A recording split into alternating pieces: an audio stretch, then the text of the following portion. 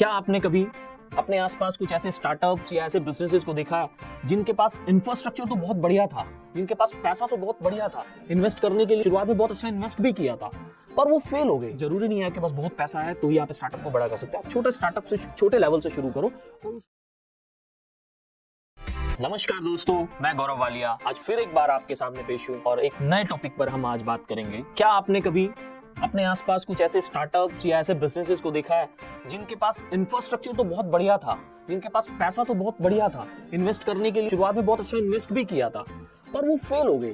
वो किसी न किसी रीजन से उस बिजनेस को उस ऊंचाइयों तक नहीं ले जा पाए जिस ऊंचाइयों तक ले जा सकते थे। आई थिंक आपने सभी ने, जो भी लोग ये वीडियो देख रहे हैं, कहीं ना कहीं ऐसा कुछ ना कुछ अपने किसी फ्रेंड या किसी न्यूज़पेपर में ऐसे बिजनेस को सुना होगा।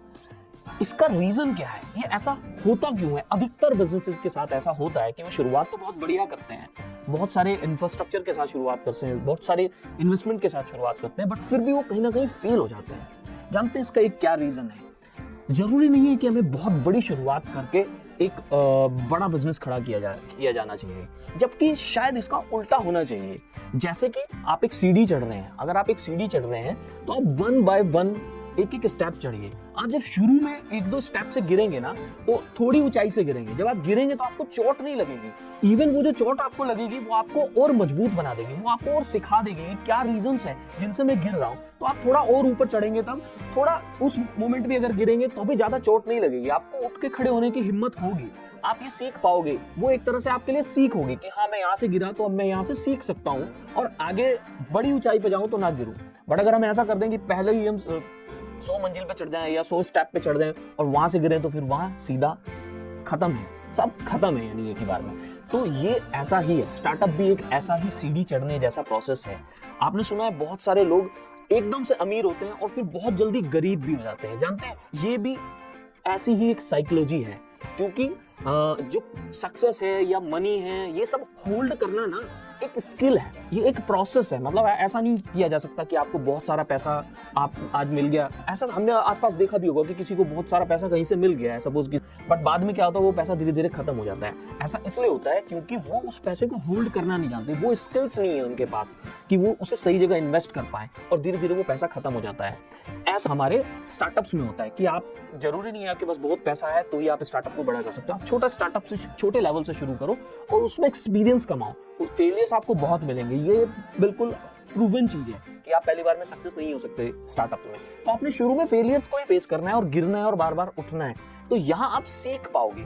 इस प्रोसेस में धीरे धीरे आप थोड़ा थोड़ा पैसा वेस्ट भी करोगे, टाइम भी वेस्ट करोगे, लोगों की इन्वेस्टमेंट भी वेस्ट करोगे, पर क्या होगा, यहाँ से आपको उठने की हिम्मत वापस होगी तो आप उठ पाओगे। तो यही फॉर्मूला जो अमीर और गरीब पे अप्लाई होता है कि बहुत सारा पैसा एक बार में मिल गया और फिर आदमी थोड़े टाइम बाद गरीब हो गया, ये स्टार्टअप में होता है कि बहुत सारा पैसा आपको इन्वेस्ट करने के मिल गया और आपने वो इन्वेस्ट किया और फिर आपने फ्लॉप कर दिया बिजनेस।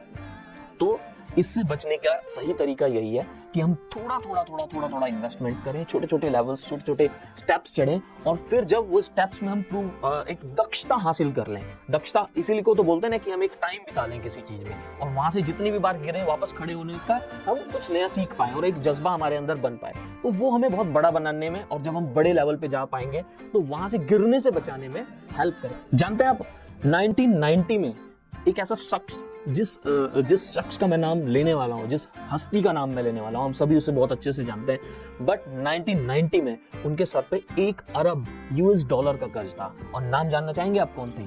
अमेरिका के पूर्व राष्ट्रपति डोनाल्ड ट्रंप।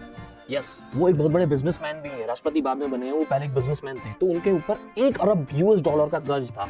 पर जानते हैं वो कैसे मैनेज कर पाए? क्योंकि उन्होंने अपना एक बहुत लंबा समय इसी सिलसिले में, इस प्रोसेस में ही बिता दिया था कि मनी मैनेजमेंट कैसे होता है, पैसे का यूज, पैसे का इन्वेस्टमेंट कैसे होता है। तो उन्हें वो बहुत बड़ा टेंशन नहीं लगा। एक पत्रकार ने उनसे पूछ भी लिया कि क्या आपको चिंता होती है कि आपके सर पे $1 अरब US का कर्ज है? तो उन्होंने कहा ये मेरे लिए एक आदत बन चुकी है, ये मेरे जीवन का हिस्सा बन चुका है कि मुझे जब भी कोई कर्ज आता है तो मुझे पता है वो कैसे मैनेज करके मुझे उतार रहा है। यही एक स्टार्टअप को सीखना है टाइम टू टाइम, कि हम इस तरह के प्रेशर्स को, जब हमारे ऊपर बहुत सारा बर्डन आएगा मनी का, तो हम उसे कैसे मैनेज करें। तो उसे सीखने के लिए आप एक दिन में नहीं सीख सकते, उसके लिए आपको छोटे छोटे बार बार ऐसे प्रेशर्स लेने पड़ेंगे और टाइम टू टाइम उन्हें टैकल करना पड़ेगा, उन्हें हैंडल करना पड़ेगा। तो तरीका यही है कि छोटे लेवल पे हैंडल करना सीखो और उनसे उन हार से कुछ नया सीखो और फिर एक बड़े लेवल की तरफ बढ़ो। यही आज का मेरा लेसन है कि अगर आप स्टार्टअप हैं और आपको लगता है कि आपको बहुत बड़े इंफ्रास्ट्रक्चर, बहुत बड़े इन्वेस्टमेंट की जरूरत है, तो आप शायद गलत दिशा में सोच रहे हो। आपको जरूरत है तो सिर्फ एक स्टार्ट की और बार बार उठने की,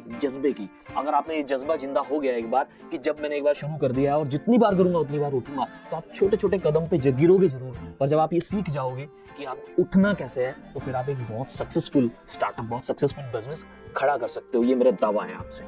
आज के लिए यही मैसेज है। बहुत बहुत धन्यवाद। Thank you.